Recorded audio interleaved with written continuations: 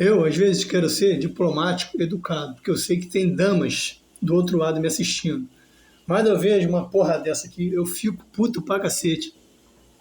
Olha aqui, reportagem da News Atual, site News Atual. Brasil enviará alimentos e insumos a Cuba, confirma ministro de Lula. A carinha deles, sorrindo. Porra, um país cheio de problema aqui, as pessoas passando fome. Olha lá, insumos. Para comprar remédio é um terror, entendeu? Acabei de vir do mercado, tu gasta um dinheiro, não leva nada. O povo sofrendo. O cara vai mandar alimentos e insumos para Cuba. Outro dia mesmo, estava condenando os Estados Unidos por estar acabando com o regime autoritário lá, que maltrata mulheres, crianças. Esse cara tem que ir embora urgente do Brasil, cara. É Flávio Bolsonaro, pelo amor de Deus, não aguento mais.